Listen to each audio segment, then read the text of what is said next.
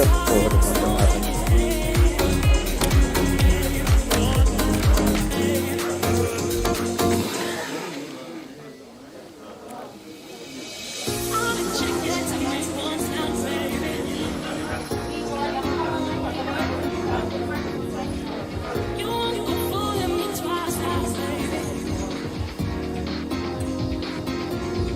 Ah, ah, ah. Je sais pas si elle nous entend. É, pessoal, acho que não vai ter jeito mesmo não. Quem é que tá vacinado aí? Levanta a mão. É, pode juntar. É, nada de... vai ter que sentar no... Petit tableau de maître.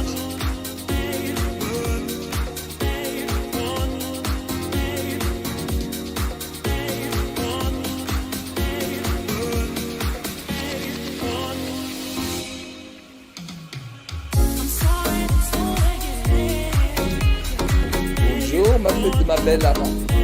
Do you hear me? Hello. Non, elle a...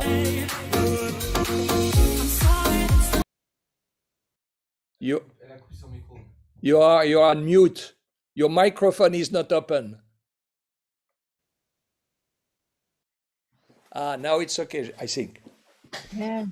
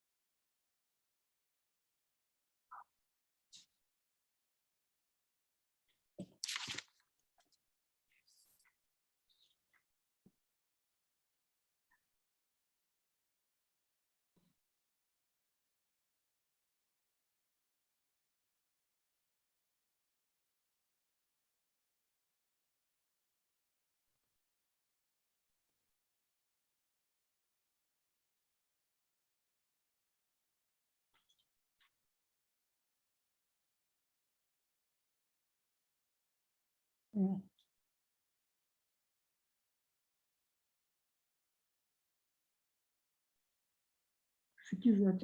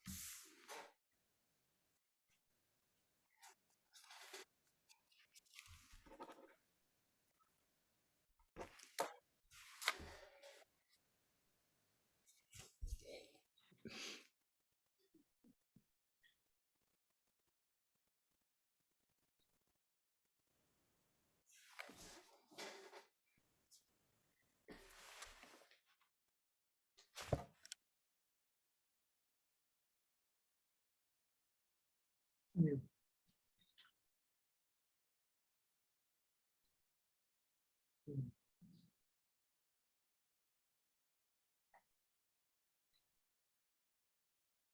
Estou arrumando o som.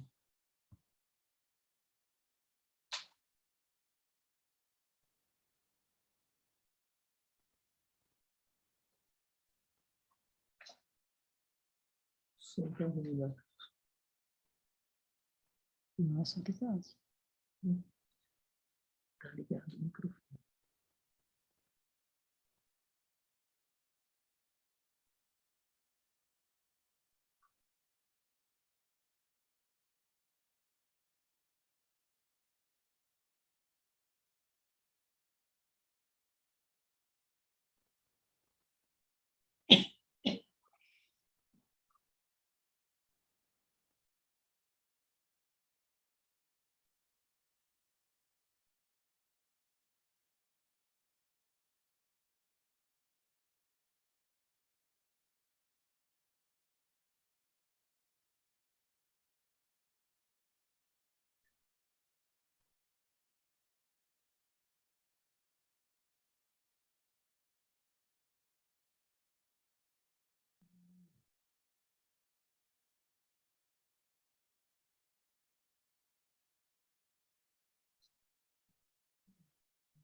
Essas e muitas outras respostas estão apenas aí dentro. Pois é aprendendo com a vida que você irá cada vez mais longe. O que começou em Estrasburgo conquistou Barretos e todo o continente. 10 anos de IRCAD América Latina. A paixão pelo conhecimento é o que nos move.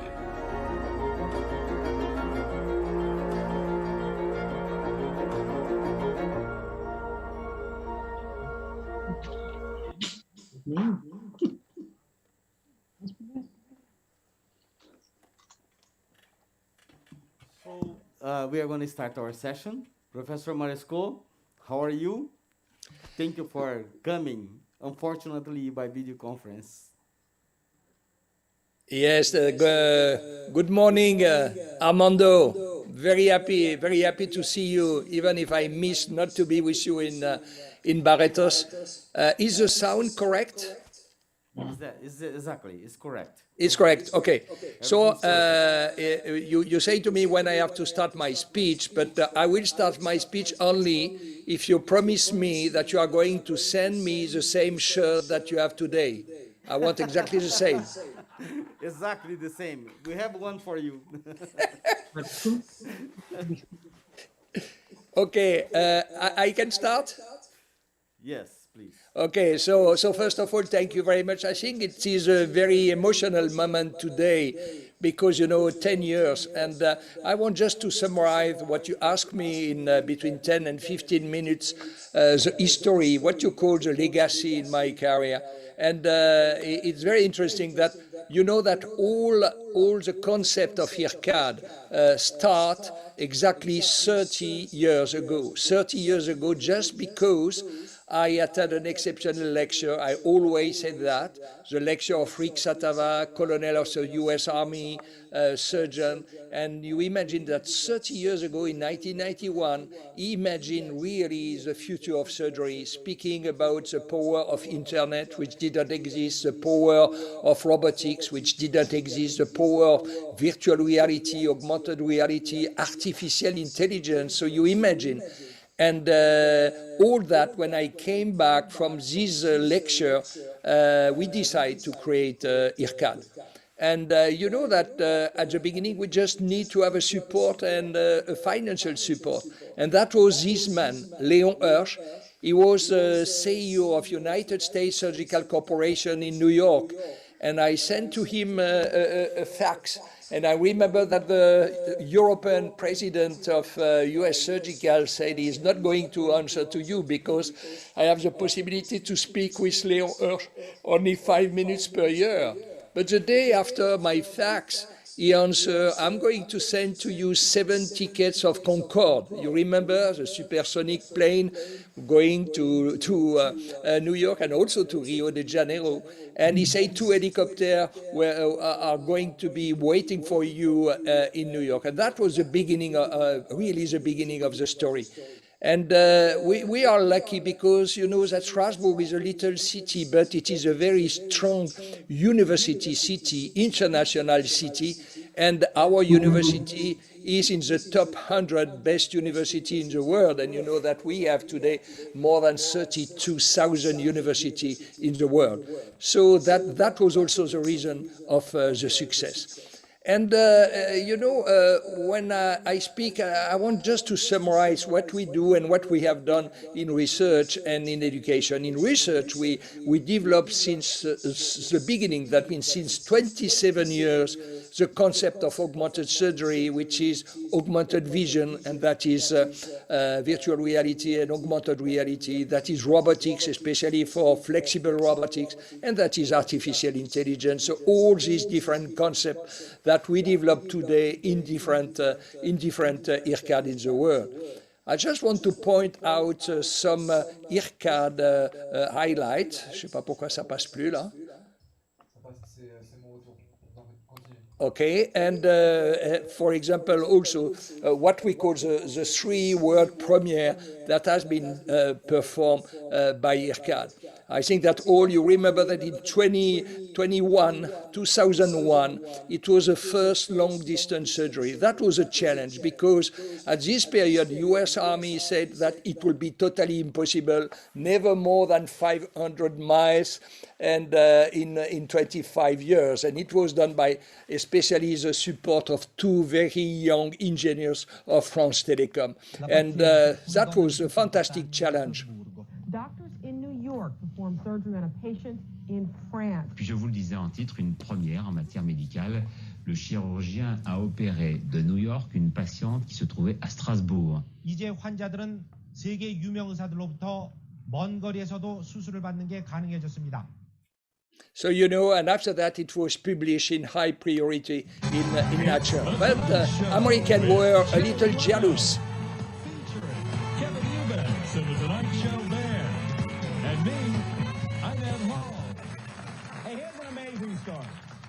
Here is an amazing story. Surgeons in New York City used a remote-controlled robot to remove the gallbladder of a woman in France. You following me here?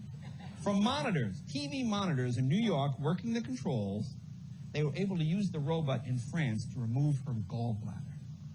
In fact, right now, as I'm standing here, there's a doctor in Belgium checking my prostate. Yes, you know, a lot of emission of in US they were losing, but it was published in high priority in Nature, and that was really a success. In 2003, the team of IRCAD also, we have performed the first augmented reality series.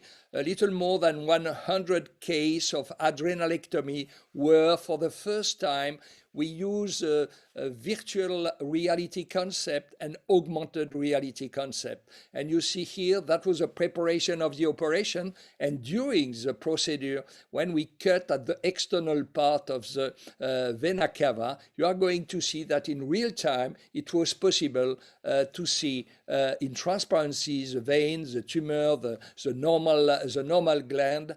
And when we dissect, for example, the renal vein, you see in transparency in the fat, it was possible to see the superior artery that absolutely we need to preserve. So, you know, that is nearly 20 years ago now. And in 2004, we convinced Mr. Storz to work with us for the concept of notes.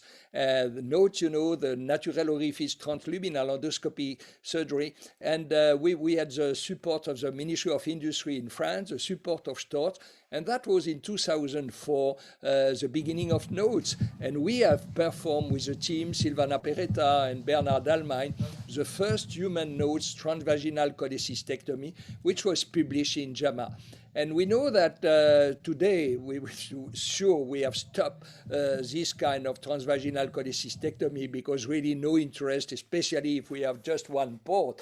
But the nodes concept has been very important to change the platform of flexible endoscopy.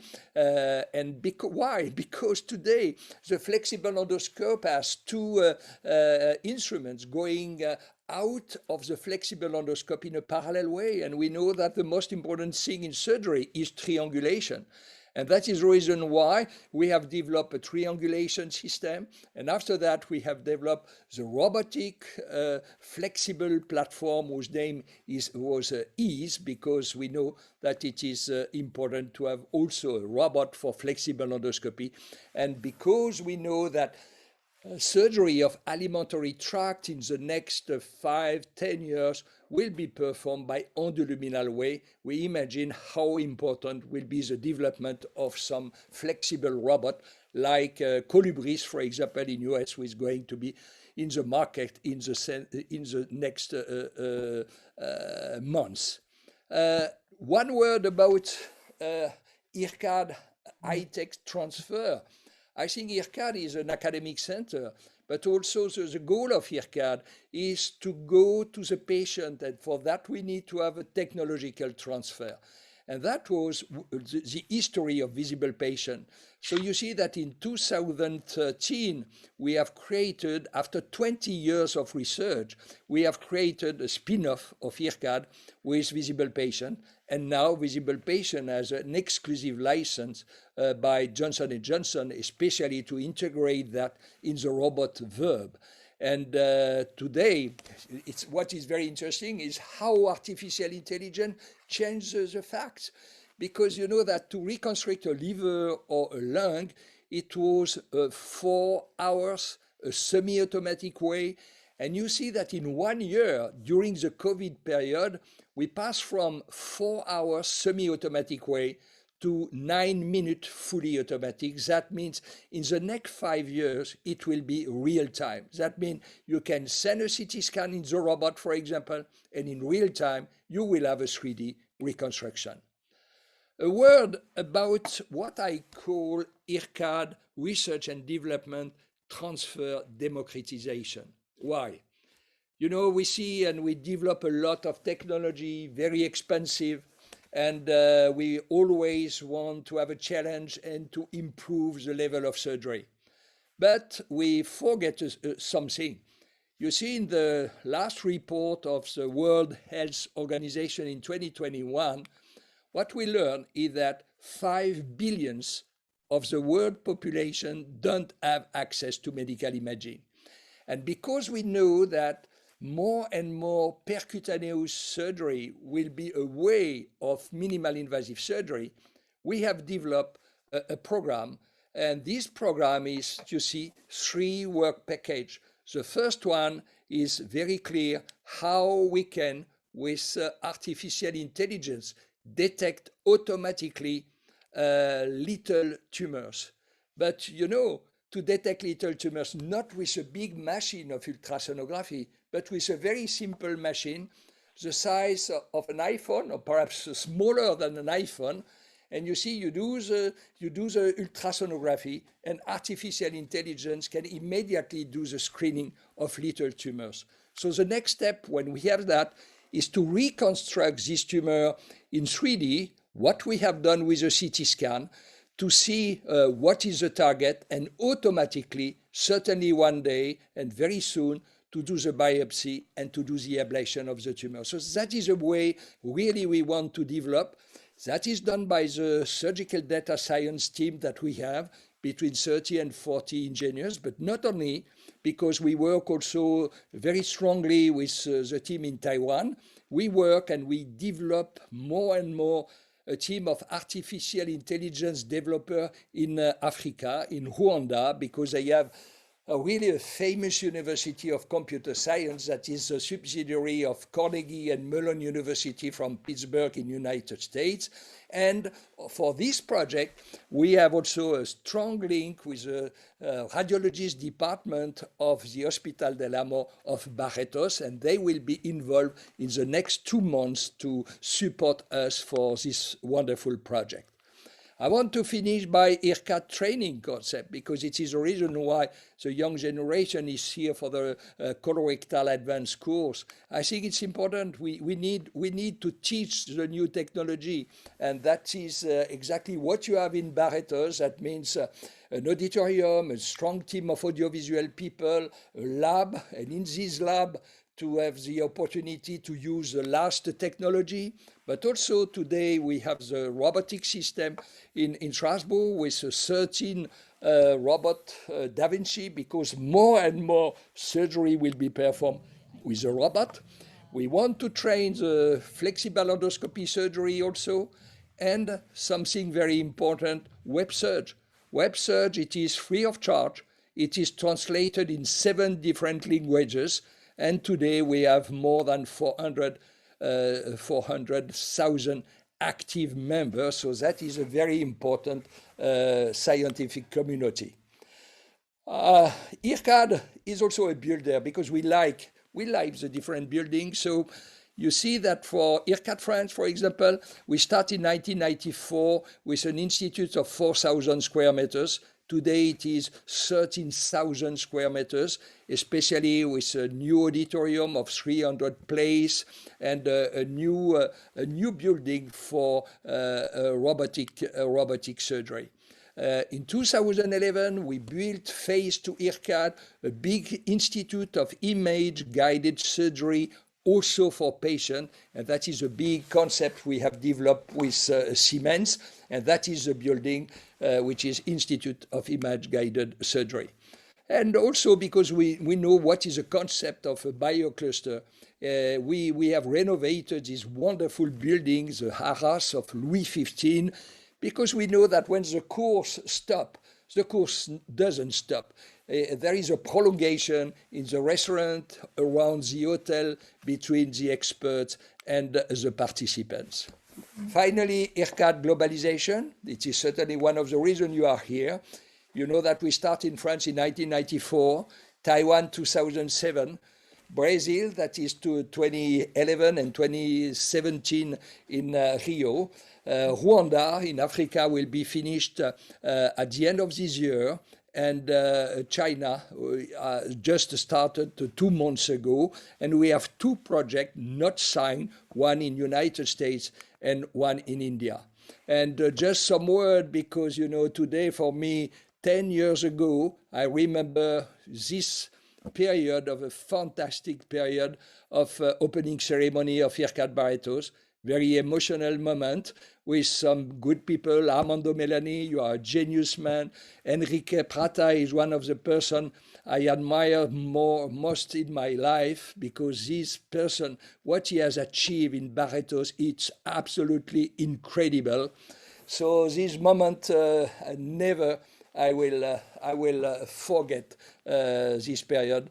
And really, here is Enrique Prata with Mr. Storz. Really, I want to thank you a lot for your attention, for my small speech. I just want to say 2 words. One is really to thank Enrique Prata, who was achieved to build IRCAD in Barretos. Secondly, Armando Melani, who had the idea to do that in Barretos. Luis Romagnolo, which really right arm of Armando, but also us, and Gabriela Pacheco, because without Gabriela Pacheco, I think that nothing could survive in Barretos. Thank you a lot, and really I am very proud to work with you.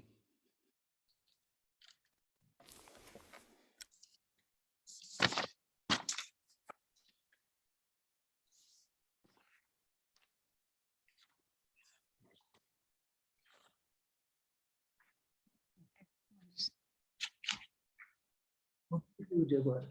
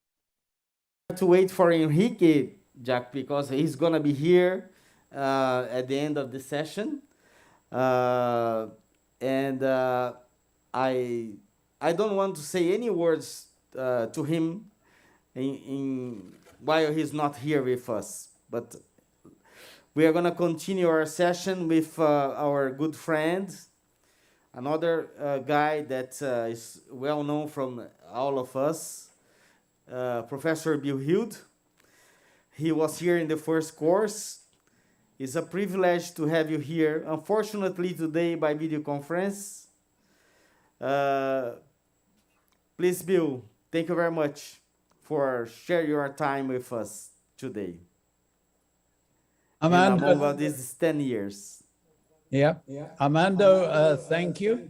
May I just start by asking if, rather than having me at the side of the picture, if you would use all your bandwidth to use the 16-minute video I sent you yesterday.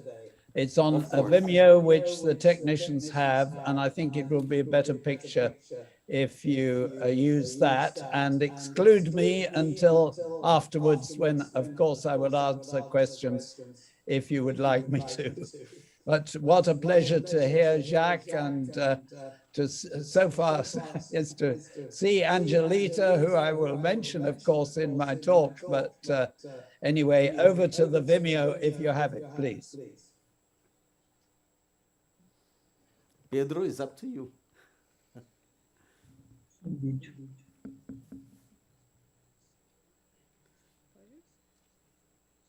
To be doing something with Jacques Marisco again.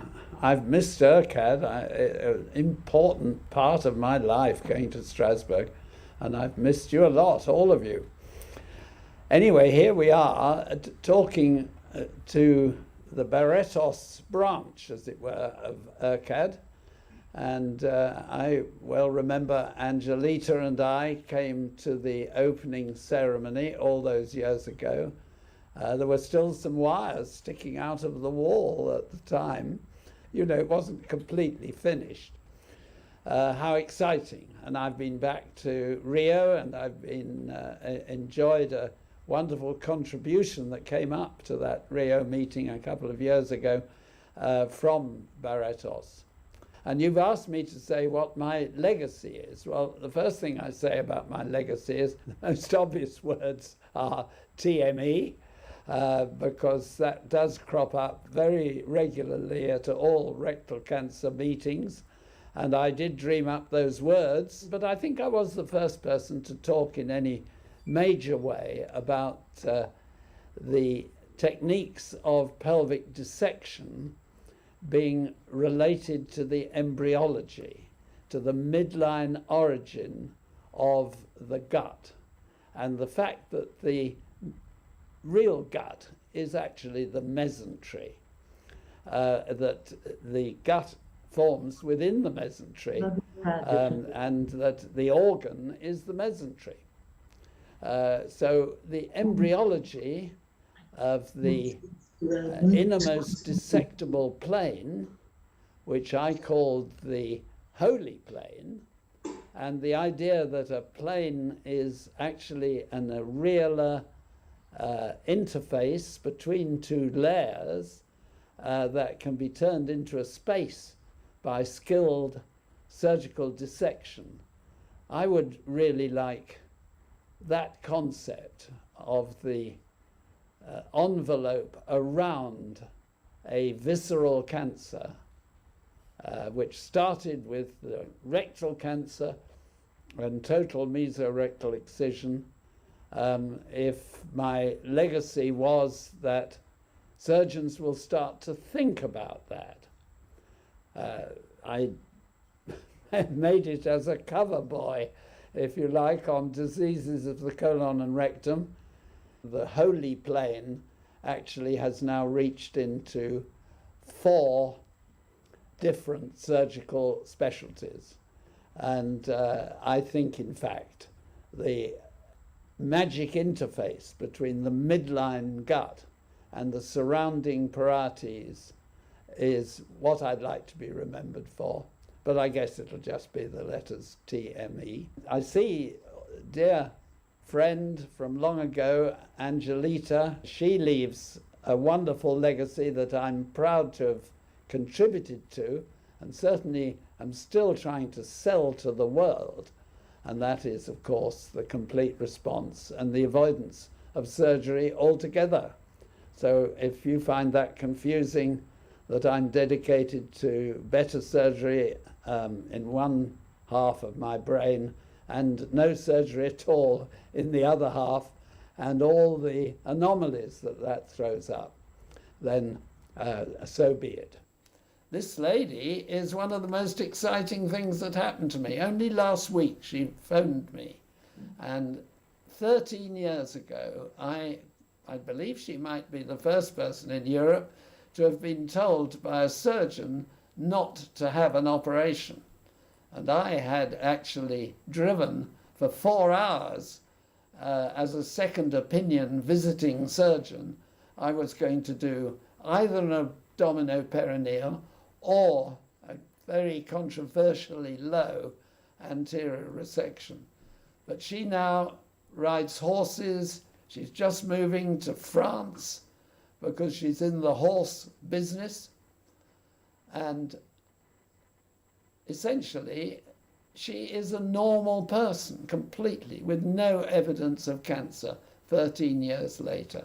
So the important, exciting message from this year for me is that some patients with bad cancers, I've got a little collection of almost 10 people who have had long-term, permanent, complete responses. What has not changed, of course, is embryology. And of course, I'm a surgeon, and I'd like to talk to you about that. And essentially, it's telling you that the gut forms inside the mesentery, and the organ is the mesentery. And I think that may be a fundamental truth. You've only got to look at these, the way the gut actually develops in these early weeks. The mesentery and the gut are one organ, and it has a plane all round it. And that's the basis of the envelopes, the embryology, the nice avascular planes. The most important plane is the innermost dissectable one, the mesorectal fascia. And if you want a little inspiration, just look at a modern high-definition video. In many ways, the greatest contribution, this is open surgery, but the greatest contribution of minimally invasive surgery is to make it teachable. Because in the old days, although we could see this higher part, and we could get inspired by the discovery of a beautiful plane, which after all defines an embryological entity, the gut. That's a key spot that I've just left. And traction and counter-traction are the key weapons. The skill, you may say, and is really in the projection of the correct traction and counter-traction to demonstrate the white areola cheveux d'ange, the angel's hair, that defines the shiny innermost package. And another key spot is over to the right, is ignoring the peritoneal reflection, which comes out with the specimen. And I thought at the beginning it was inherently probable that embryology would determine optimal cancer specimens. Lower and lower down in the pelvis, we do get inspired by the detail of the layering. And I'll come to more of that later. Johannes Brahms, however, warns us that without craftsmanship, inspiration is a mere reed shaken in the wind. And he says, the idea comes to me from outside of me. It's like a gift. I then take the idea and make it my own. That's where the skill. He's talking, of course, of musicality. And he was a perfectionist. He took 20 years to come up with his first symphony, I understand. So you have the mesorectal fascia as the layer of visceral fascia covering the colorectal meso. That's the same for the colon and the rest of the gut. Another layer covers the surrounding tissues, retroperitoneum, lines the parietes of the pelvis, etc. That we're looking at the back of Valdes fascia. We're one layer and we're seeing bare bone. So actually, we are one layer too far out, but we'll talk about that in a moment because I think that's one of the things that can be refined. A plane, in principle, is a potential avascular space. That was a huge space, wasn't it, in that last dissection? That the MRI on a T2 weighted image shows you imaging, exciting developments that make a difference, understanding the detail of what's happening to an irradiated cancer. There are areas of adherence where the fascia is absent. Of course, the inferior hypogastric plexus, or what used to be called the lateral ligament, it's really just tethering adherence to the pelvic side walls. Whether you do your operations by open laparoscopic robot TAMIS, the principle is to make a positive ID of the visceral envelope. I don't start with the vessel route first. Really believe that going straight for the vessel is necessarily best because you may get inside the fascia that way. The innermost dissectable plane is important, and then you pursue it around the whole meso. And its starting right is important. I include a little bit of Romanian dissection, very nice Romanian dissection. Just to the left of the hook, you see how he is identifying a shiny root. Look for the shiny package. But low down, there are two extra layers. They are incomplete laterally, as you see on that MRI. The denovillier at the front, the aponevrose pubio-rectile, he didn't call it a fascia back in 1836. Denovillier called it an aponevrose, an aponeurosis in his doctoral thesis. A careful histopathologist can show you that it has two layers. It's a two-layered septum. Coming from above surgically, a few of my best open pictures are probably worth just rerunning. I apologize if you've seen them before, but these are some favorites. That one I show especially because it's a memorial to, I used to do competitive open surgery with Umberto, who was a passionate laparoscopist, and we used to compete with each other. And then this is Denonvillier's fascia. And here you see we're going through Denonvillier in a U-shaped manner because the nerves are tapering. And of course the nerves will taper down eventually to get to the root of the penis. You may be going between two layers. Denonvillier did describe two layers. Coming from below, this is Professor Masaki Ito, and he gave me these nice pictures. I thought they're particularly nice. We're dissecting at the front here, transanally coming from below. And you can see there are at least two layers. It's still troubling me. Is it better? Is it safer from below? Depends how good you are, doesn't it? And how practiced you are at that. And we can go on arguing about these things for a very long time. What about Valdair's fascia? Valdair described a layer that runs from the front of the sacrum and defines two potential spaces, which of course means there are fascial layers in front of and behind the Valdaire septum, from front of sacrum to mesorectal fascia lower down in that way. You see that there is the white layer is actually on the specimen at the front. We've seen that before, but that's just pointing out that we're outside Valdaire, and it's not as safe outside.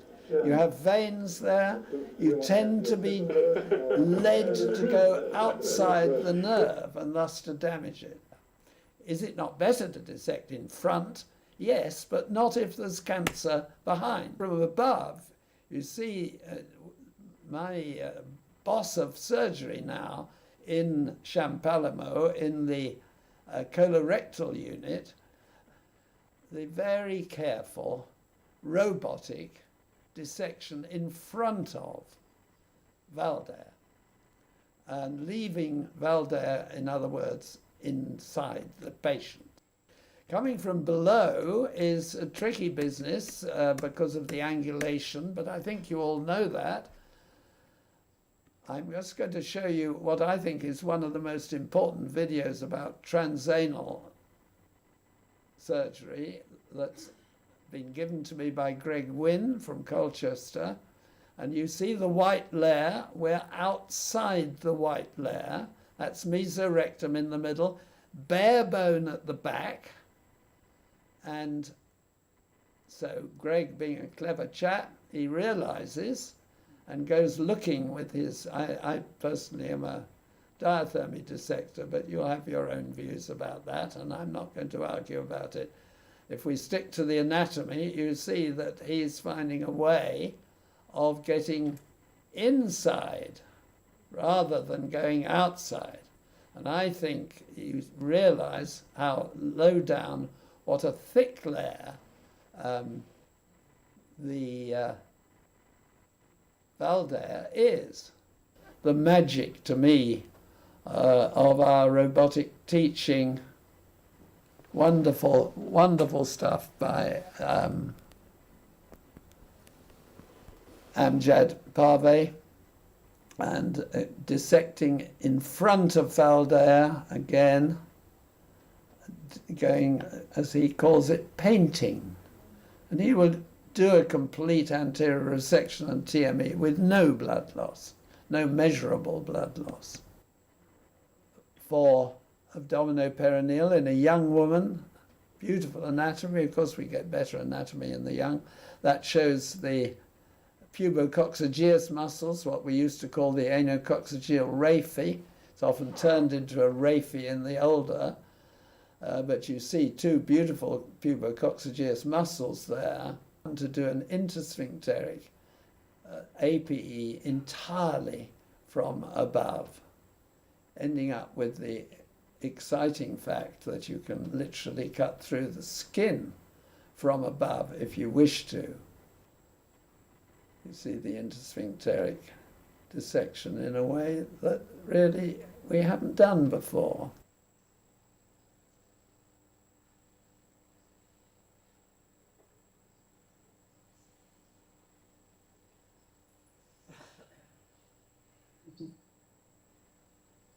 How wonderful to be doing something with Jacques Marescot again. I've missed IRCAD, an important part of my life going to Strasbourg, and I've missed you a lot, all of you. Anyway, here we are talking to... Stop. We don't want to start again. That's the video. Okay. I'm back with you if you want to ask me anything. But I would only end up really by saying, Armando, thank you for inviting me. I don't suppose there are questions, but what a privilege to be with Jacques and Angelita. I will value that forever, to be included with those two. Thank you both. And thank you, Armando. Thank you very much, Bill. Thank you for being with us and sharing your knowledge and your legacy. And what really surprised me every time that I meet you is that you are still pursuing a way to improve TME. You are checking new embryologies, you are studying more and more because you are fascinated to be to do something better. And probably what you did, you believe that is not enough, but for us, what you did was really still great. And also, I heard this before, I would like to say that you were the first video surgeon in the world beside what was open, because we can see these beautiful images, and it's very easy to learn when you have a video for like this. Unfortunately, when I operate now that I'm going age, it's too far away. I cannot see the nerves anymore. I need a robot or laparoscopy. But anyway, I believe that Professor Angelita is exactly the opposite. She has good hawk eyes, and she operates very well. And I believe that she needs no introduction for us, the Brazilians. And I would like to hear from you, Professor Angelita, your comments related your legacy. And then at the end, I believe we can chat together. Please, Professor Angelita. It's a pleasure to have you here. Unfortunately, by video conference today. Oh, thank you very much. I'm very honored and happy to be here with you. And I have to say my tribute to the great Jacques Marisco, who introduces and divulgates and taught to all Brazilians how to do laparoscopic surgery. And to say to our quintessence of open surgery, the great Bill Hughes, and one of my best friends of the world. I admire and love Bill Hughes so much. And I am very grateful also to Henrique Prata and to all the organizers of this wonderful course. And I am very, and also Luis Gustavo Reinaldo, who organized this course. It is very important to me to participate again in this course. I'm going to tell something about my life. It looks like a paradox to be here with Bill Hughes, talking about TNE, the technical aspect of surgery that is used for us and for most of the surgeons who do colorectal surgery. And to put together another surgeon who was invited to come here by the legacy. And perhaps I think that my legacy, besides many other things, it was due to call attention to do not operate some patients when they don't need to be operated. And perhaps this was the reason I was invited to come here. So I share. I will share my position. É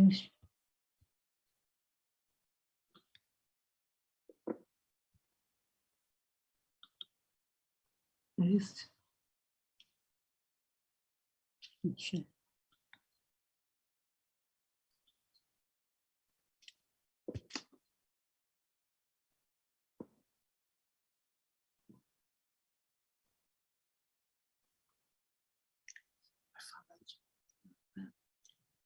I think that surgery, it is not easy for men. It is not easy for men. Can you imagine how it is more difficult for a woman? Onde que eu vou pôr? Não está passando? Oh. Sorry.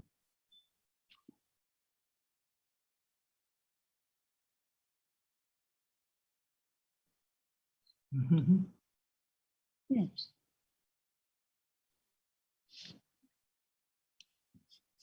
It's okay. It's okay. Oh, I was born in Brazil, in a very great island, great, I think it's the largest fluvial island in the world, Marajó Island. And then I came to São Paulo, where I studied in one of the best universities in the country, Faculdade de Medicina, Universidade de São Paulo, Brazil, one of the best of the world. And I can say, I must say that always I studied hard and I worked hard. And when I got my degree as a medical doctor here, it is, and then I decided to do surgery. So when I decided to do surgery in the hospital, they said to me, "Oh, you are a wonderful student, the best one, but surgery, Angelica, it is for men. It is for men, surgery, not for women." So I had to fight to become a resident and training in surgery. And I had to work hard, as I mentioned, but I was so lucky that I had wonderful chiefs, wonderful mentors in the School of Medicine, Professor Alipo Correa Neto, Professor Arrigo Raya. And then I had the opportunity to go to St. Mark's Hospital, and there I could be familiar with colorectal disease. And when I came back, after studying St. Mark's, working there, making many friends there at St. Mark's, I came back to Brazil. Then I started doing coloproctology. Then I founded the Brazilian Society of Coloproctology.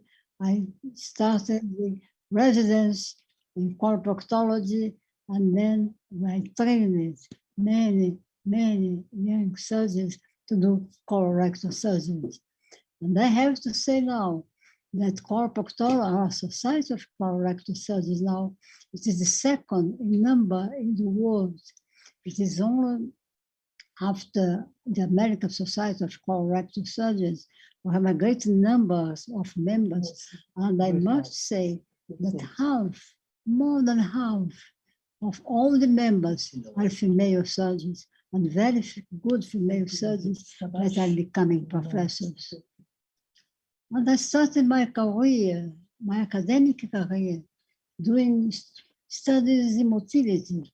I had learned how to do studies in manometry with Truelove in Oxford. I came back to London many times, and I learned motility much. And then I started doing studies on motility. It was the first one in Brazil, and I made my thesis, motility of colorectal and Chagas disease. Then I started doing surgery, then more, and always I enjoy it. I appreciate it to do sphincter saving preservations. I never liked it. I never appreciated to do definite, permanent colostomies. And then I started doing coloanostomies, particularly for the difficult cases of middle or lower rectal cancers. And then it was my second thesis I did with coloanostomies after radical sigmoidectomy for rectal cancer. And then my career was well succeeded. Then I went to the United States, I went to Japan, and I learned how to do colonoscopy. And I bought the first colonoscopy. And I brought the first colonoscope from the United States in my hands to Brazil. And we start teaching and practice, besides surgery, colonoscopy. And we helped to found the Brazilian Society of Endoscopy. And then our Brazilian Society of Medicine of Endoscopy is one of the greatest, one of importance also in the world. And doing colonoscopy, I started doing prevention, and I started a campaign in our country, a campaign again, prevention against colorectal cancer, prevention of colorectal cancer. And we elaborated we organized the first course in gastric and colorectal cancer prevention in Brazil, and many others were following. Then we start with our association, ABAPRES, Brazilian Association of Colon Cancer Prevention, in 2004. And then Prevention Brazil started to be stimulated and divulgated for many states of our country. Prevention, it is very important. I am a surgeon. I love to operate cancer. I love to do surgery, but prevention of it is the best. I think it helped more prevention. We made many campaigns. Then we built a model of the bowels. It was called the giant colon. It is a big one, 30 meters long, and people can walk inside. I see the pathologists, hemorrhoids, polyps, cancers, inflammatory bowel disease, and these intestines were sent to United States, to Canada, to many countries in South America, and in many cities of Brazil. And we started doing campaigns fighting against to try to decrease the incidence of colorectal cancer. And when we're doing these campaigns, many nurses, physiotherapists, nutritionists, they go with us and teach people how to eat the best food, how to exercise, and do many other measures, health measures for help prevention of colorectal cancer. And you see, it went to the United States, Brazil, and so on. Then, following my career, I became the first woman to be a professor of surgery in Brazil. This was in 1998. And after this, I was appointed as chief of all the department of gastrointestinal surgery and after of the colorectal surgery. But in 1991, I started doing chemoradiotherapy. And then I started seeing that many patients with rectal cancer, after the first protocol of chemoradiotherapy using 5-FU and leucovorin during 6 weeks of radiation therapy and 2 cycles of chemotherapy with 5-FU and leucovorin, and with an interval of 8 weeks, when we restaged them, about 30% of the patients had no tumor anymore, with this easy and very cheap protocol of chemoradiotherapy. Then, looking for increasing the number of patients with complete clinical response after chemoradiation, we changed our protocol and we increased the number of cycles of chemotherapy. Instead of 2 cycles during the radiation periods, during the 54,000 centigrades of radiation, we gave 3 cycles of chemotherapy during 6 weeks.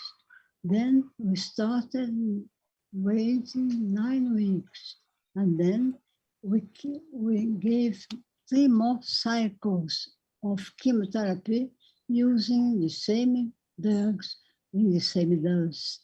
And with this, we increased the response to almost from 30% to almost 50%. And now, with more new drugs, we are reaching more than 50%, almost 60% of complete clinical response. And what does it mean, a complete clinical response? You see, we had small tumors before, huge tumors, bad tumors, huge tumors with a wonderful response. You can see disappearance completely of the lesion, as you can see. So once, in this case, we understood that when you give chemoradiation, the doctors have to be patient to the patients. We have to wait, because if you assess the response after 6 or perhaps 8 weeks, the response it is not completed. If you have a good response after 8 weeks, you can wait more and more if the response is continuous. As far as the response is continuous, you can wait more. You don't lose if you wait more.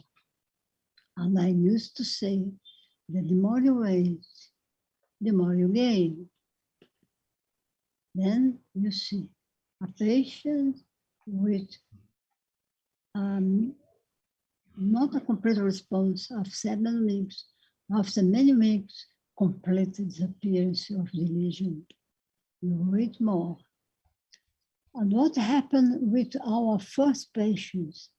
Because when we started our protocol, we used to do chemoradiation, and after the completion of radiation, after 8 weeks, all patients we did the operations. And in the first patients we did the operations, no tumors was found in the specimen. So I continued to think, why to do a radical operation? It is good to do a radical operation. It is very important when it is necessary, but it is an operation that even when your performance may be followed by a reasonable number of functional complications, you know that. So we started doing laparoscopy, and then we thought it is acceptable to submit a patient to a significant morbid procedure when not a single cancer cell is removed, and we publish. And this started our life and our work of organ preservation, watch and wait, and we call our protocol, the watch and wait history. And we started doing this, the university hospital, and even in our private office, and we had many, many patients. Then we published. It was not easy to publish our first paper.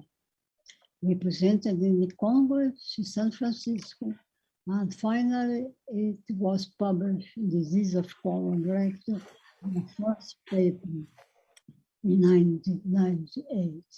And in that paper, we had shown, besides the complete response, we had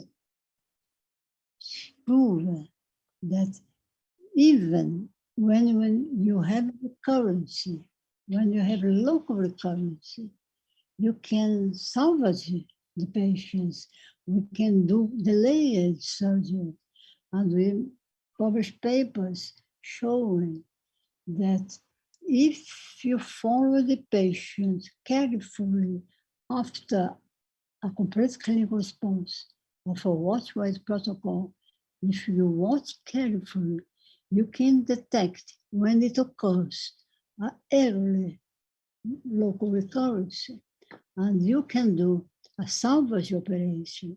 And the salvage operation, the delayed operation, does not compromise the life of the patients. Our results with delayed operations were the same of the patients who were operated immediately after the end of chemoradiation. But our seminal paper was this one, operative versus non-operative treatment of selective cases of rectal cancer, when we compare the patients operated and not operated on. And we observed, as we published in this paper, that the results were really the same. So more and more, we could do this protocol not only for advanced rectal cancer, but also we started doing this protocol for early distal rectal cancer, where the intended operation should be abdominal section. We could do this also for T2 rectal tumors, then using intended organ of preservation, because in the beginning, organ preservation was accidental. We started doing the chemoradiation, and when it was a good response, complete response, we did watch and wait. But more and more, we're doing intended organ preservation for some cases, even with early distal rectal cancer. And now we have more, but you can see, besides almost 800 of patients with this protocol, we had in this cases, we had 30% of patients who had non-operative treatment. And if now in Portugal, one of our colleagues that's training with us here, Laura, and our Rodrigo Pérez, Guilherme we published a paper showing that patients who had watch weights, complete clinical response, they keep free of disease for, if they keep it for more than 1 year, they can live after the 2 years.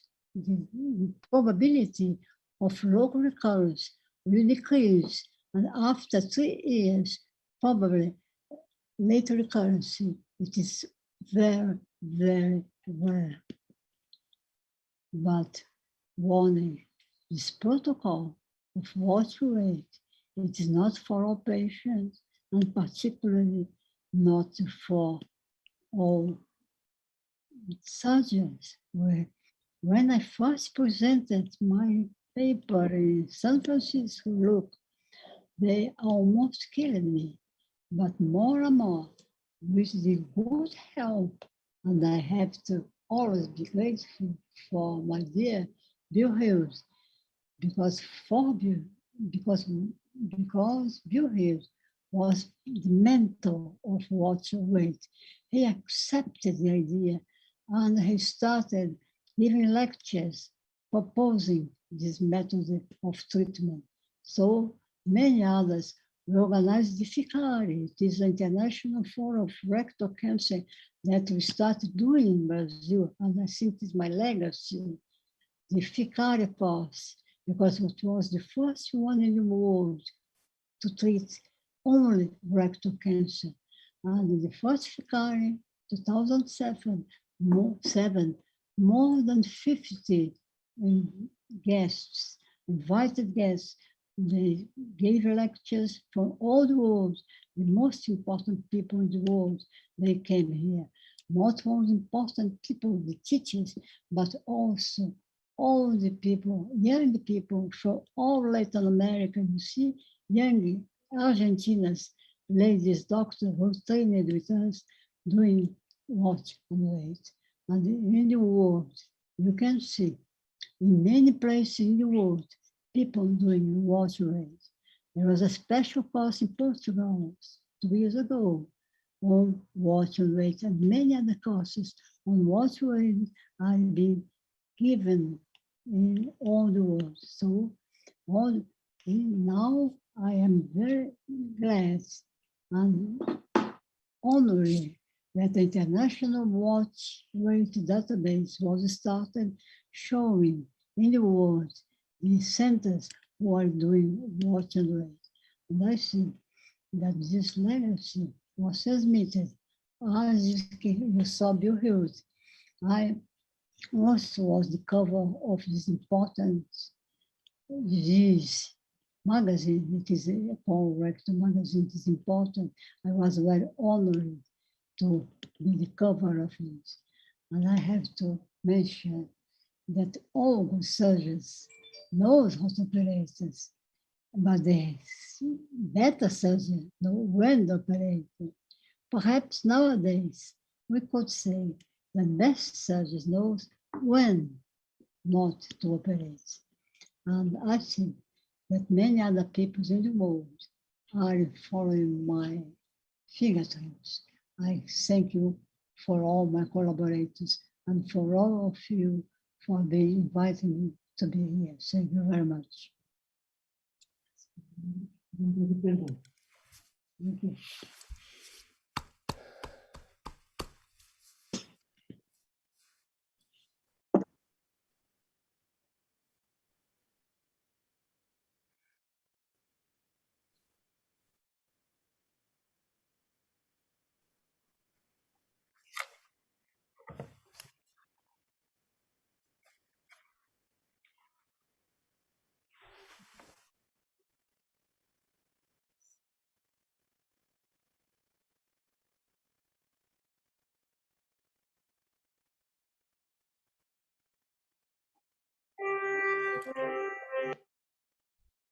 Word now. He's gonna wait for speech at the end because he's the last one to who's gonna speech.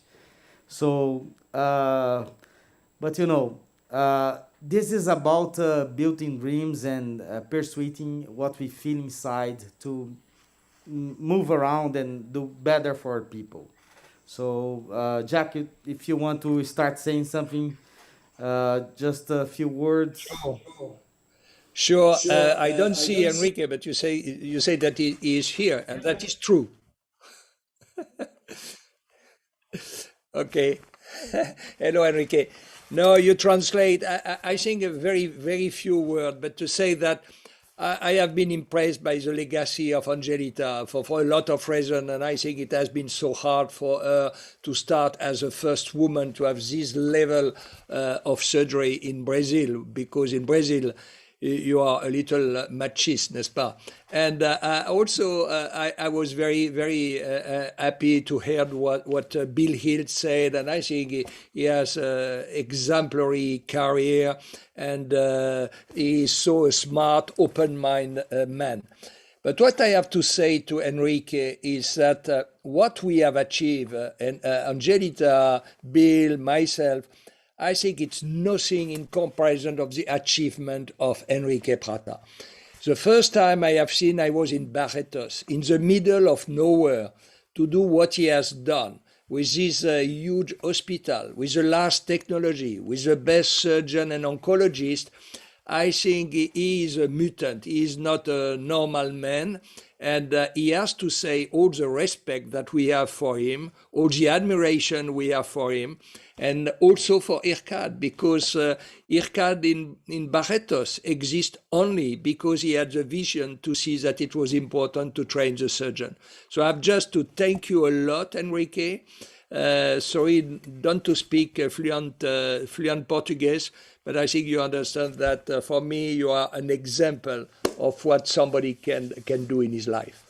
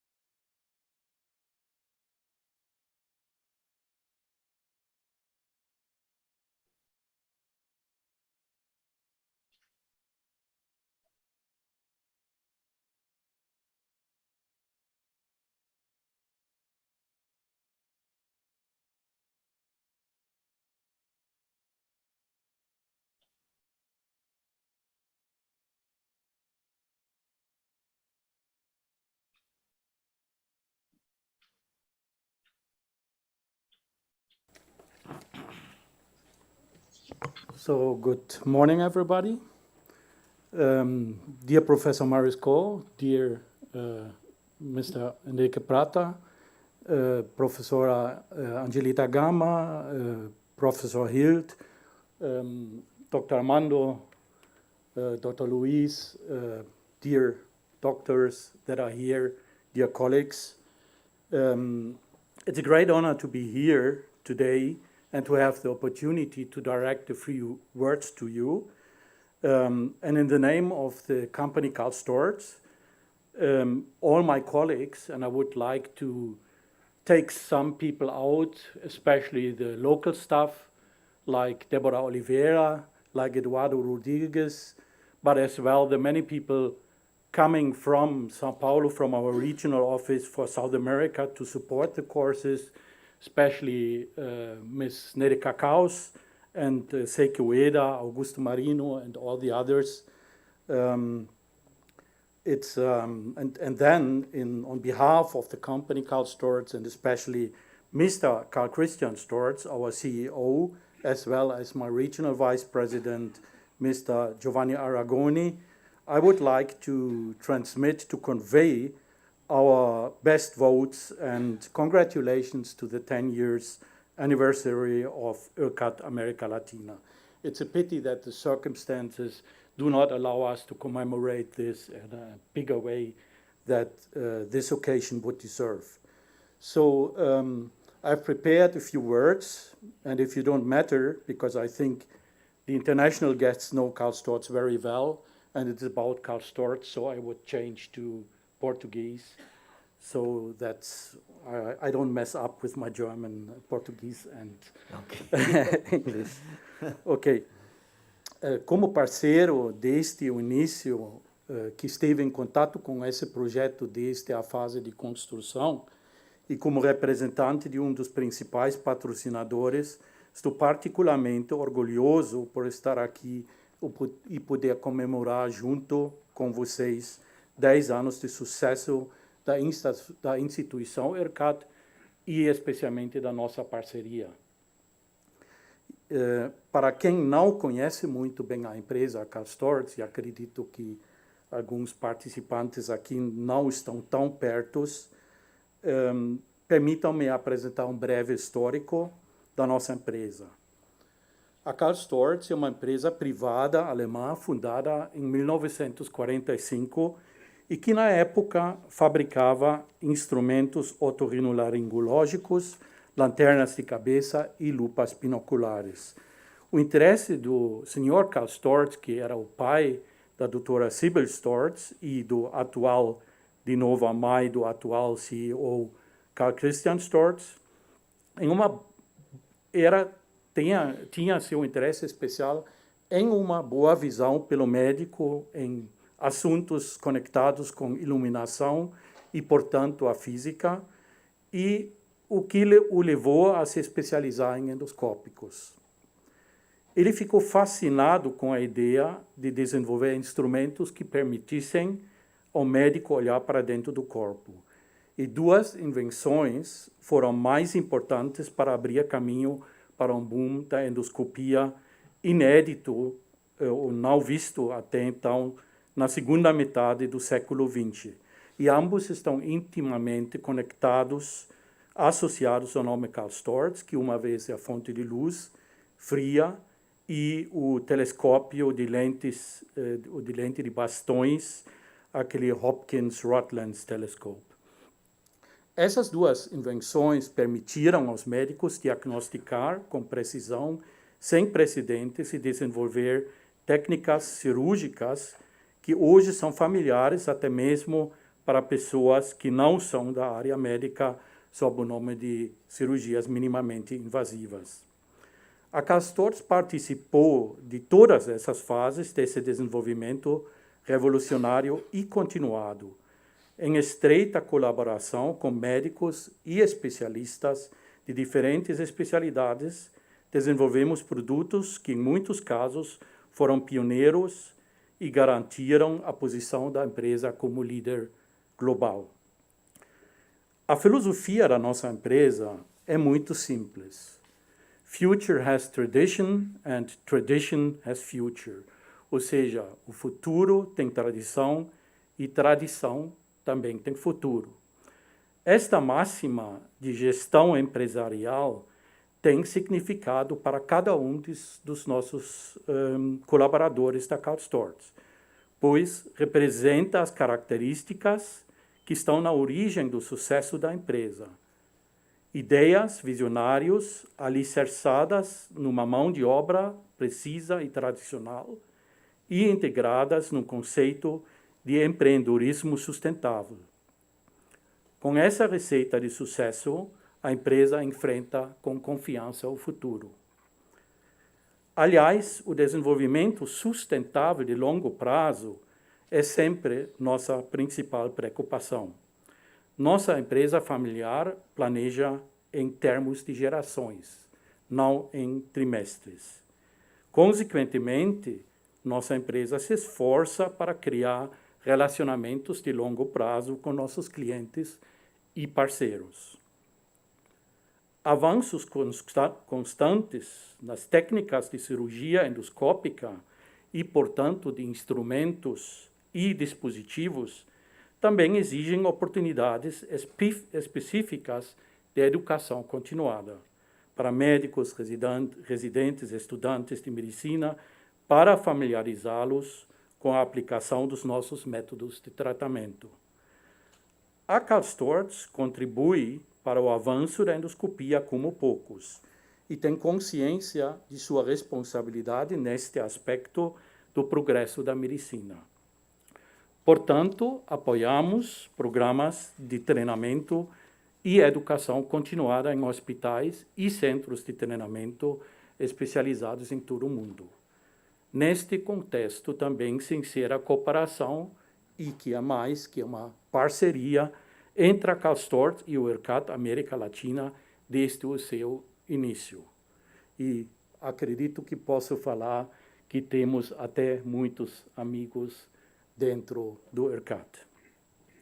Dito isto, vou terminar meu breve discurso desejando a nós todos, ainda por muitos anos, muitas atividades de treinamento e educação bem-sucedida na cirurgia minimamente invasiva no IRCAD América Latina. Estamos muito animados para continuar nossa frutífera cooperação entre o IRCAD e a CalStorts e olhamos para o futuro. Muito obrigado por sua atenção.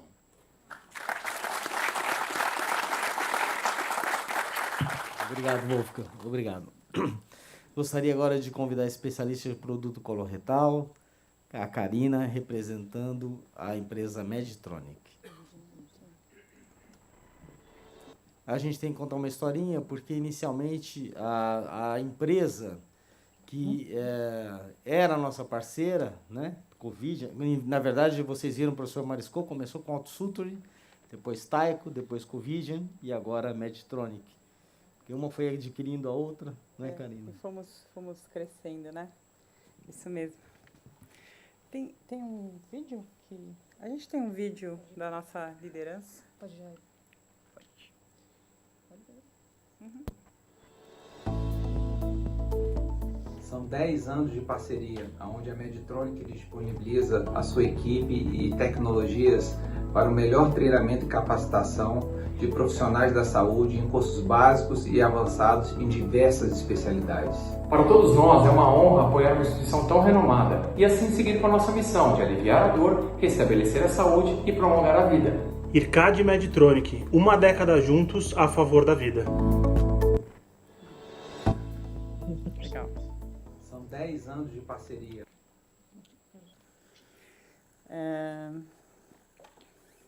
Boa tarde. Primeiramente, gostaria de agradecer essa oportunidade e parabenizar toda a equipe que dá vida ao IRCAD América Latina pelo excelente trabalho em prol da saúde dos pacientes brasileiros. Parceiro de longa data da Medtronic, o IRCAD, referência em educação médica, mostra na prática como a medicina é avançada no Brasil e referência internacional. A crise sanitária nos pegou desprevenidos, mas mostrou como temos profissionais bem treinados para manipular e conduzir os mais avançados equipamentos em diferentes centros hospitalares do país, seja em âmbito público ou privado. Sabemos, inclusive, que muitos deles passaram pelo IRCAD e por sua gabaritada equipe de professores para concluir a sua formação. Uma das expertises do IRCAD é a formação em cirurgia minimamente invasiva. Temos técnicas eficientes que substituem cirurgias abertas e de alta complexidade que nem sempre são possíveis para todos os pacientes. Ressaltar o quanto essas intervenções contribuem para a sustentabilidade da cadeia, gerando menos custo, tempo de internação e qualidade de vida para as pessoas, é redundante. Importante, no entanto, é lembrar que a tecnologia é uma parte do processo. Sem os profissionais de saúde, nada disso seria possível. Assim como os pacientes, eles também são protagonistas que se dedicam com afinco, técnica elaborada e paixão pelo que fazem. Uma andorinha sozinha não faz verão, e a mais alta tecnologia só rende frutos porque há um ser humano bem treinado no comando. Assim como o IRCAD, a Medtronic, que também está em festa, comemorando seus 50 anos de vida, defende e incentiva a educação médica e científica continuada, além do investimento em infraestrutura, com os centros super equipados, para que os profissionais estejam preparados para o que há de mais moderno em suas respectivas áreas de atuação. Felizmente, o IRCAD cumpre esse objetivo de uma forma invejável. Sem contar que o Instituto foi implementado num lugar especial, o Hospital de Câncer de Barretos, hoje chamado Hospital de Amor. Centro médico referência mundial e reconhecido pela excelência em tecnologia e cuidado humanizado. Mais uma vez, aproveito para reforçar todo o respeito da Medtronic com o IRCAD. A educação é prioritária em diferentes segmentos. Obrigada por contribuírem para a formação dos mais bem preparados médicos da América Latina. Vamos juntos melhorar o cenário da saúde, seguindo com investimentos em ciência, acessibilidade e acolhimento diferenciado.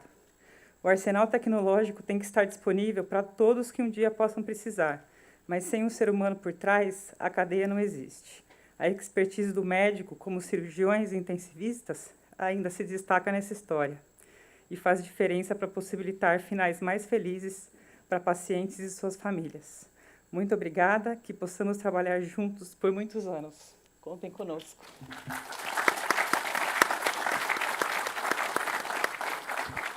E agora eu gostaria de convidar a Beatriz para falar um pouquinho a respeito de uma empresa que, em parceria com a Cal Stores, que é a Stratner, representante da empresa no Brasil, tem nos ajudado a manter, e na verdade esse sonho todo começou com uma viagem, né, que nós fomos à Alemanha e depois a Estrasburgo, junto com o Raul, né, que é o presidente da empresa, CEO da empresa, se eu não estou enganado, né, Ailton? Então, é uma parceria muito bacana que nós temos nessa história. Bom dia a todos. Meu nome é Ana Beatriz, eu sou especialista de treinamento da Stratner e vim contar para vocês um pouquinho sobre a nossa história, o relacionamento tanto da Stratner e da Stores com o IRCAD hoje. Acho que primeiro a gente tem que contar um pouquinho sobre a visão da Stratner, né? E nossa visão é empoderar cada profissional e instituição da saúde e promover o melhor diagnóstico, serviço, tratamento que a tecnologia mundial possa oferecer. Muito linkado a isso, chega o IRCAD, né? Que há 10 anos nós tivemos o prazer de acompanhar e participar do desenvolvimento de um dos projetos mais inovadores e desafiadores da educação da saúde no Brasil. E essa longa história vem aí de muito tempo, né? E a gente tem muito orgulho de contar que essa história é uma história de sucesso e que a gente está desde o começo junto com a Stores e junto com o IRCAD. A gente tem muito orgulho de dizer que hoje nós temos mais de 12 mil alunos treinados, né, sendo deles 17% alunos internacionais, estrangeiros, quase 300 cursos e uma média de satisfação de quase 98%.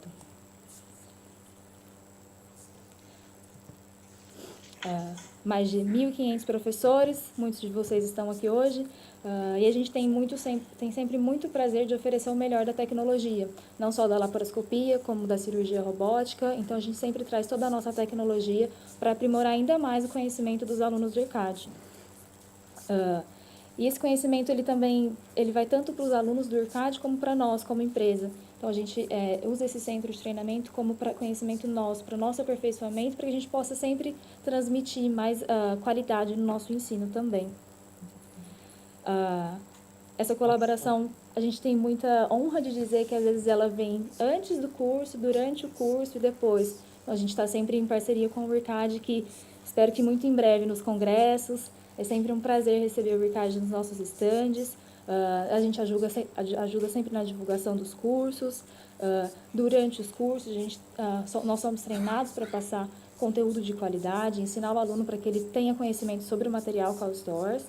E a gente também tem um trabalho pós-curso, quando a gente entra em contato com esses alunos.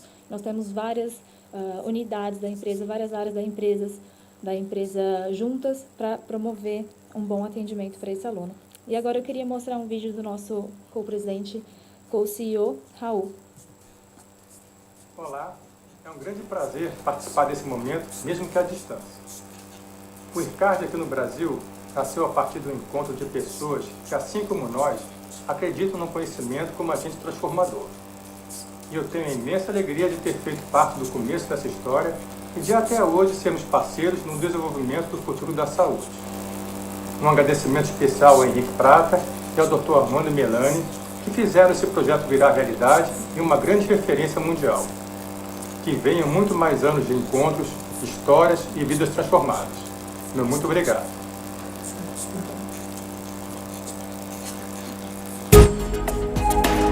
O valor do universo da saúde está em suas transformações, de tecnologias, de profissionais, de vidas. Influenciamos o encontro dessas transformações e evoluímos junto com a medicina. Buscamos conhecimento, conexões, tendências. Promovemos desenvolvimento, troca, inovação. Criamos movimentos revolucionários que antecipam o futuro para preservar vidas. Transformamos hoje o futuro da saúde.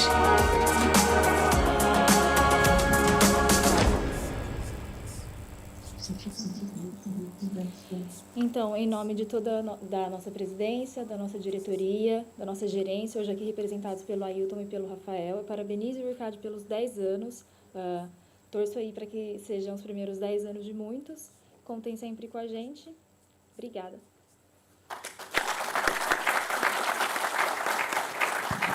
Obrigado, Bia. Obrigado.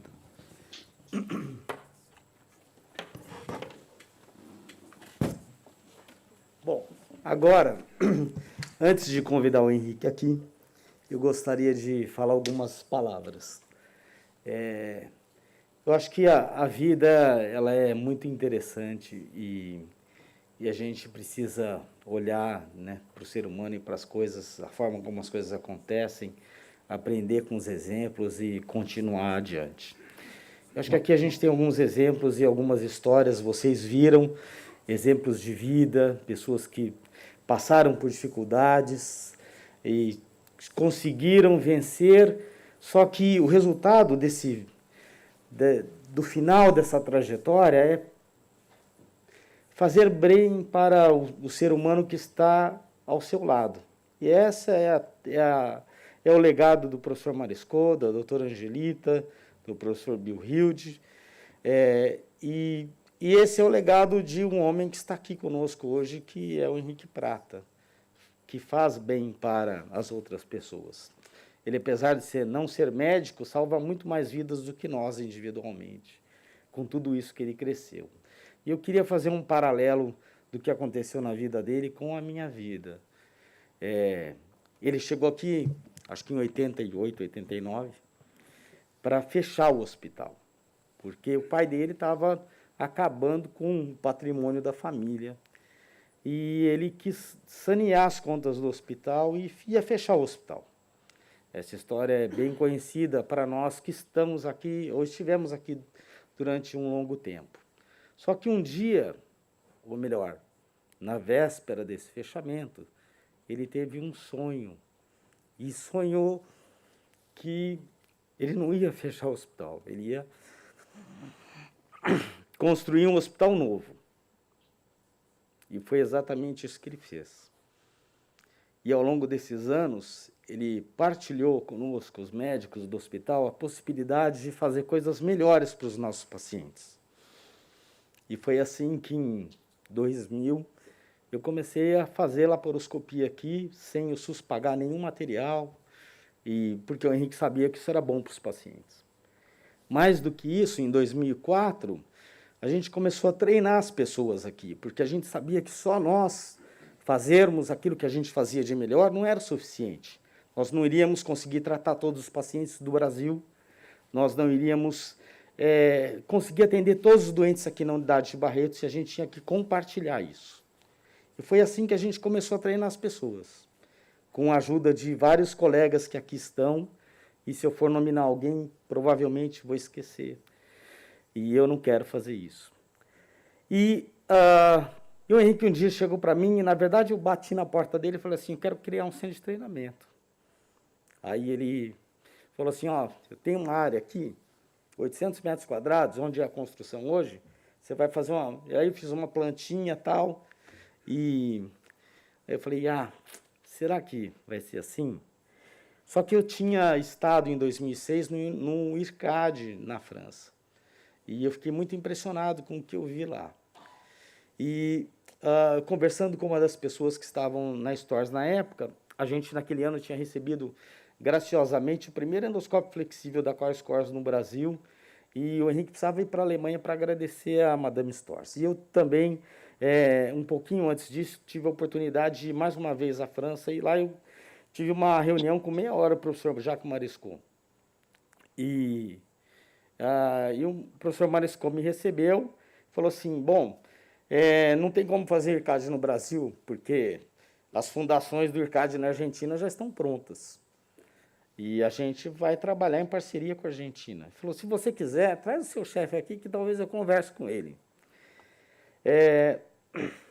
Eu consegui, de uma certa forma, dividir o meu sonho. E falei assim, em vez de construir aqui um centro de treinamento pequenininho, vamos lá olhar o que tem de melhor na França. E assim foi. E aí essa história aconteceu, e o Henrique conseguiu realizar o meu sonho de trazer um IRCAD para a América Latina. E isso é o que vocês veem hoje, e é assim que a gente tem trabalhado. Muitas pessoas que estão aqui participaram disso desde o início. Poderia citar que, na véspera do curso, as coisas foram montadas, porque os pallets chegaram 48 horas antes, e muitas pessoas que estão aqui lá em cima, né? Antes da obra, Ana Andreu, Neide, a Thaís Kramer, que não está mais na companhia, que fizeram parte dessa história. A nossa equipe local, né? O Henrique diz que ele toca as pessoas e sabe escolher bem as pessoas com quem ele trabalha, eu tenho certeza disso. E ele escolheu a Gabriela Pacheco para trabalhar com a gente, e sem ela talvez isso não pudesse estar do jeito que está, assim como ele escolheu o Pedro, que está aqui no audiovisual, o Serginho, né? A Divina, que está na nossa cozinha. Acho que tudo isso é uma obra que está acima de nós, e a gente conseguiu concretizar esse sonho e executar o que a gente está executando hoje. Então, antes de chamar o Henrique aqui, eu gostaria que a gente desse uma salva de palmas para ele, por tudo isso que ele fez por nós. E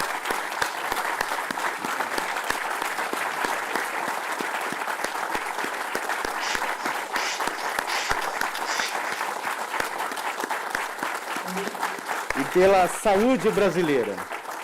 Porque se vocês tiverem a oportunidade de andarem pelos corredores do hospital, ou de qualquer uma das unidades que tem no Brasil, vocês vão ver que o sistema público deveria dar certo. Porque esse homem faz a diferença na vida de milhares de pessoas no Brasil, tratando uma doença que é ingrata, que é o câncer.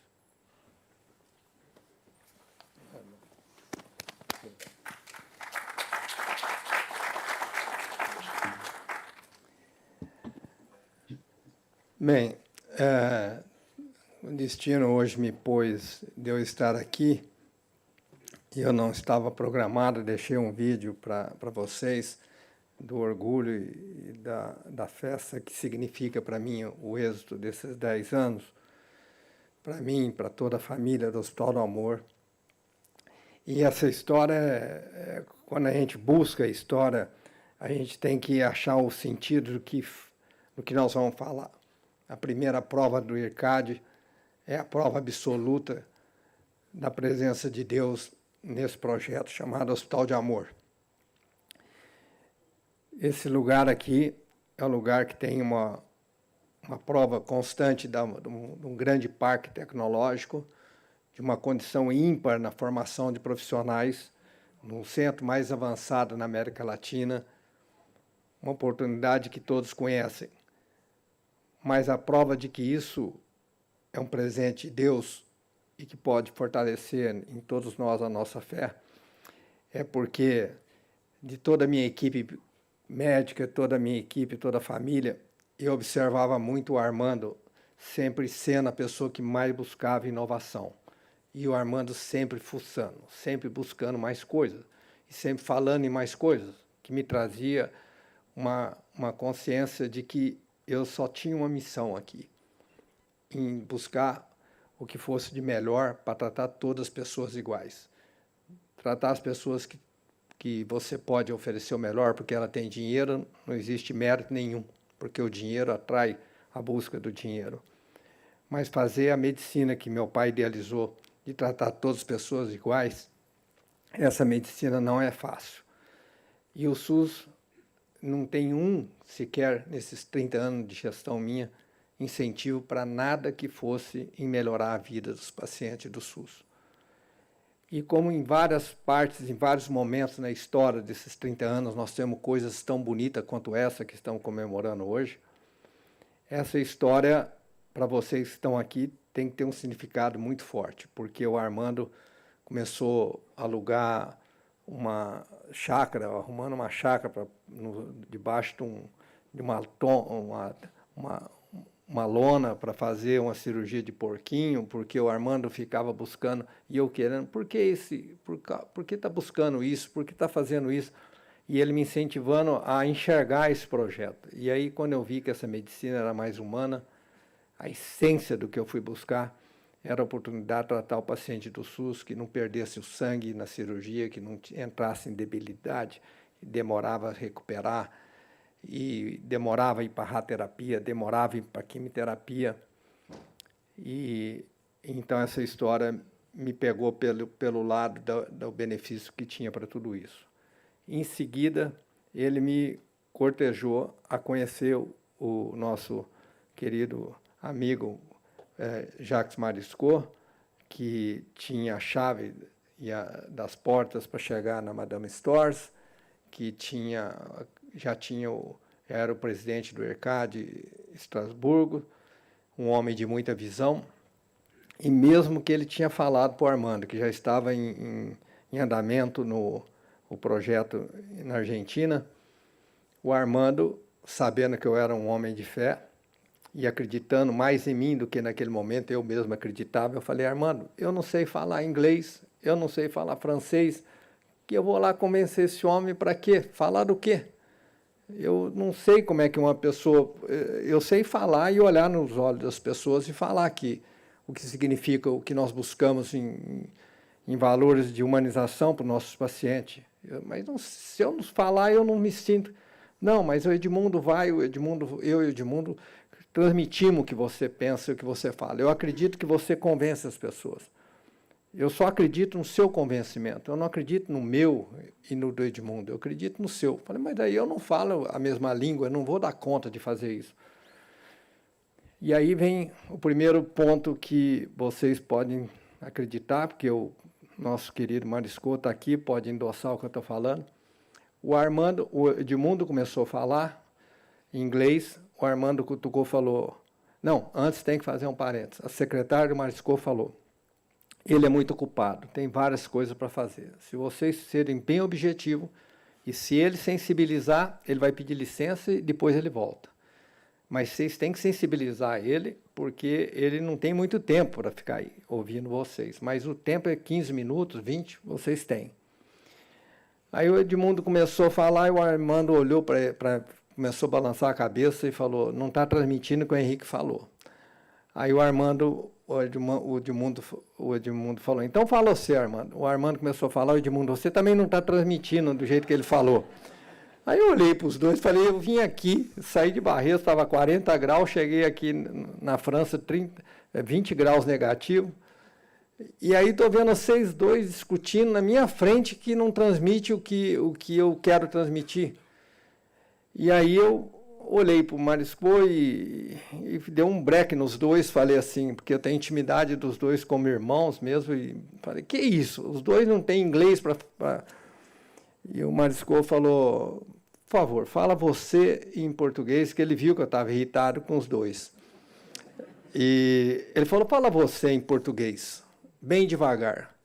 Aí eu falei, professor Marisco, eu vim aqui porque o Armando já me convenceu que esse é o projeto mais humano na cirurgia de câncer, e esse projeto as pessoas me encantou saber que eu adianto quase 2 meses, quase 40, 45 dias na radioterapia, na quimio após cirurgia, que o paciente fica 3 dias, 4 dias a menos após uma cirurgia aberta. E esse convencimento eu quero para os meus pacientes do SUS. E eu posso dizer para o senhor que nós vamos convencer o Brasil juntos, vamos dar essa oportunidade para todo o Brasil, não só nós temos uma ilha de excelência, mas sim todos os hospitais públicos. Ele gostou da minha sinceridade e falou que viria aqui no Brasil. Depois eu tenho que enaltecer muito forte como que o Marisco estava, um homem que também é um homem temente a Deus, estava impregnado, porque nós dois fomos para Brasília, no Ministério da Saúde. Aí vem uma prova da humildade do Marisco. Sofremos uma humilhação em propor que essa medicina poderia ser a grande alternativa para o serviço público, diminuir o tempo, diminuir o custo, e nós fomos falar sobre isso e tomamos praticamente um cacete bem tomado lá no Ministério, e eu tive de apelar com a pessoa e perguntar se ele tivesse a mãe dele para ir para a cirurgia, qual das duas, porque ele era médico, qual das duas situações que ele queria, a cirurgia de vídeo ou a cirurgia aberta para a mãe dele. Aí apelei também. E saímos de lá sem certeza que pudesse dar certo a ajuda via Ministério. Então, a transformação do inglês para o português e o português ser maior que o inglês é a prova do Espírito Santo iluminando as minhas palavras para que o Marisco entendesse dentro do coração dele como ele entendeu. Depois ele nos levou até a Madame Stores, consegui também... C'est le Saint-Esprit, hein? O que ele falou? E depois nessa história, o que é importante é que vocês... Que o Espírito Santo te iluminou, Marisco, sem dúvida nenhuma, assim como me iluminou para você me entendeu, mesmo nós não falando a mesma língua, nós se entendemos hoje, os dois falam, eu falo em português, ele em francês, eu não sei francês, mas entendo ele. E porque nós entendemos que nós enxergamos o coração um do outro. A nossa missão foi essa, de proporcionar que o país tivesse uma revolução, pudesse alcançar rapidamente o direito de todos serem capazes de fazer o que é melhor pelo paciente. O paciente de serviço público é um paciente que até hoje, em várias circunstâncias, sofre muitas humilhações em respeito à própria condição de se tratar pelo... Talvez nem metade do que se trata de câncer aqui se trata em qualquer parte desse serviço público no país inteiro. Mas o interessante para vocês aumentarem suas fés, ter mais fé com relação a um projeto que vocês viveram ele, estão vivendo e vão viver muitos anos nele, é que nenhum de nós tinha um tostão para fazer isso. Nós não tínhamos, fomos lá pedir um motor de uma BMW, fomos pedir uma turbina de um jato, e nós não tínhamos nem o carro e nem a roda do carro. Quer dizer, nós não sabíamos como ia fazer o resto. Mas existia uma sinceridade, uma honestidade E essa é a prova do que nós somos hoje. Hoje, a oportunidade de falar para vocês sobre hoje é para vocês entenderem, hoje nós estamos em 14 estados nesse país, estamos construindo 14 estados em prevenção de câncer, que eu vi a professora Angelita salientando tanto a importância da prevenção, que como é bom ouvir de uma pessoa como a doutora Angelita o valor da prevenção. E estamos em 14 estados e estamos hoje um centro de tratamento em Jales, fora de Barretos, um centro de tratamento em Porto Velho, na Rondônia. Mandamos 18 mil pacientes que tratavam por ano de toda a Amazônia, mandamos de volta para Porto Velho. Fizemos também da mesma forma que fizemos o IRCAD, só de doações. Eu não sabia de onde ia fazer e como ia fazer, e tem um edifício lá de 200 milhões de investimento só de doações, assim como o IRCAD é uma prova disso. Estamos construindo agora em Palmas um centro também. Todos esses centros são de 40 a 50 mil metros de área construídas, centros completos de referência, de começo, meio e fim, todo o processo de tratamento, também só de doação em Palmas, e estamos construindo outro na origem da minha família paterna, da origem do meu pai, que é em Largata, no interior de Sergipe, também 50 mil metros de área construída. Vamos construir um centro para tratar com toda dignidade o serviço público com a mesma tecnologia do serviço privado e toda a competência. E estamos aqui com esperança de tantos profissionais que formamos para fazer parte da nossa família. Essa obra do IRCAD e o dia de hoje é muito significativo, porque comemora um êxito que nós, olhando para trás, não sabíamos e não temos nenhuma explicação aonde estava o dinheiro para fazer isso. Nunca teve, o IRCAD não teve finalidade de lucro até hoje na história do Hospital do Amor. Ele teve a finalidade de êxito na honestidade de trazer o que é melhor, de fazer o que é melhor, para que todos possam ter essa oportunidade no serviço público. No serviço privado, o serviço privado tem muita mais chance, muito mais conhecimentos e facilidades para alcançar esses objetivos. Então, eu acho que o êxito nosso de comemorar os 10 anos é que nós temos com cada um de vocês que veio aqui nos ajudar, a nos ensinar, a progredir o ensinamento aos nossos brasileiros e estrangeiros que estiveram aqui. Sem dúvida nenhuma, nós atingimos o nosso objetivo. O objetivo é esse, exatamente trazer o conhecimento da forma mais honesta que puder existir, independente se tem ou não tem dinheiro. Por isso o IRCAD não tem nenhum curso que seja em dólar, que seja exuberante, que seja um fator principal o dinheiro. Eu acho que 10 anos deve estar no mesmo valor, praticamente. Os valores são irrisórios, os valores, porque nós não estamos vivendo e nem propusemos isso aqui para ser uma fonte de dinheiro, mas é uma fonte de conhecimento. E esse conhecimento nós devemos muito. Não podemos esquecer da Madame Storrs, que nos confiou tanto, que veio aqui com seu filho, depois de um contrato assinado de 10 anos, que teria virtudes ela exigiu que só fizesse um contrato de 10 anos em duas linhas, em 2 folhas. Se passasse de 2 folhas, ela não confiaria, porque escreve muito para se assegurar muito. E ela tinha, quando ela chegou aqui, ela viu os valores dela, eram os mesmos valores que meu pai, meu avô me ensinou. É a palavra, não é o documento. Depois de um trabalhão de fazer em 2 folhas, ela deixou todo o acervo de pinças e equipamentos caríssimos dela, rasgou o documento e deixou na confiança, mostrando que ela encontrou o mesmo DNA, os mesmos valores, os mesmos princípios que o pai dela ensinou para ela, o que vale é a palavra. Todas essas provas é para unificar que nós somos uma família. O Marisco nem discute o tanto que ele tem os mesmos valores, os mesmos princípios e o mesmo coração do Paulo Prata, o fundador desse projeto, que fez absolutamente uma medicina do que é melhor, independente de quanto custe, igual para todos. Então, eu compartilho essa alegria de hoje encontrar a Madame Storrs com a família, com seu filho, com os mesmos princípios, os mesmos valores, os mesmos sentimentos que nós. O professor Jacques Marisco, com os mesmos valores, com os mesmos princípios, com o mesmo coração. O Armando nem se fala, o Armando é filho da minha mãe, talvez foi mais filho da minha mãe do que eu, do tanto que ele puxava o saco dela o dia inteiro, e puxa até hoje.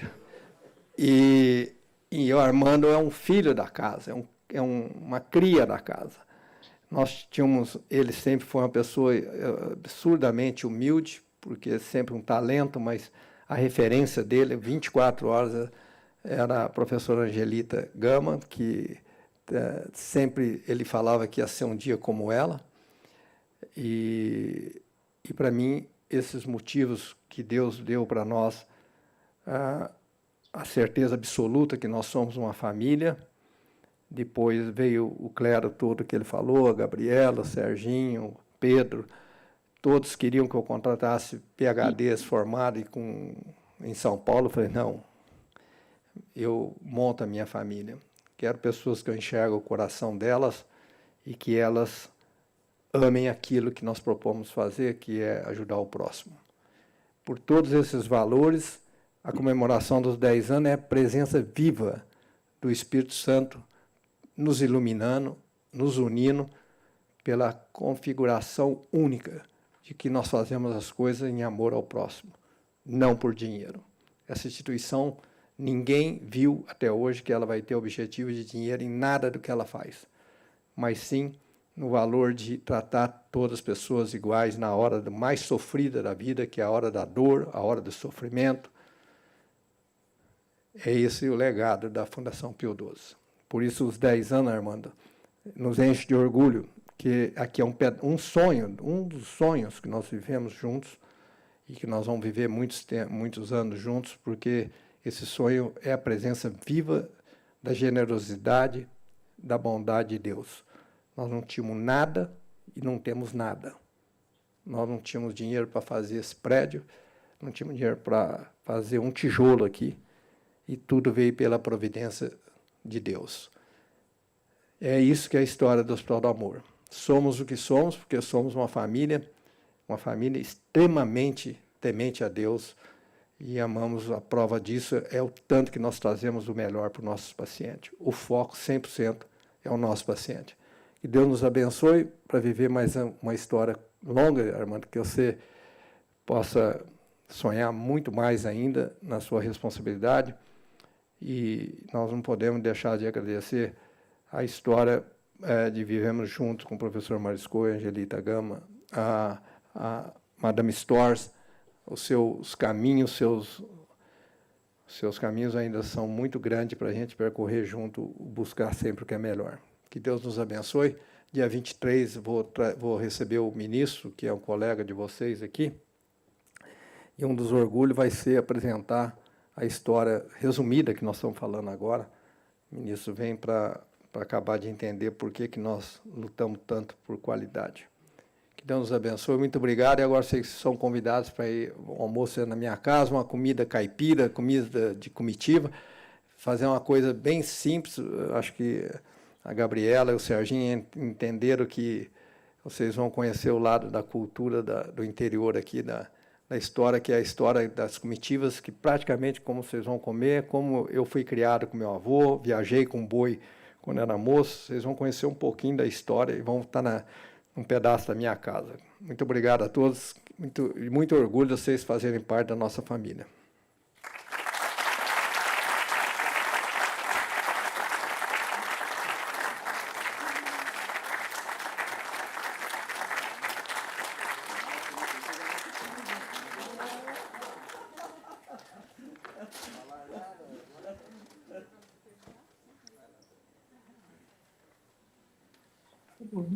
Eu acho que eu não tenho absolutamente mais nada para falar.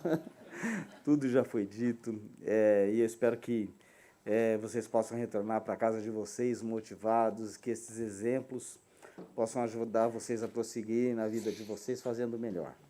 Muito obrigado a todos. Muito obrigado.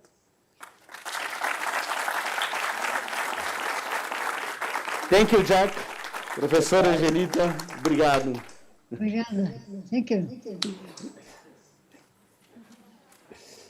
Thank you. Leave.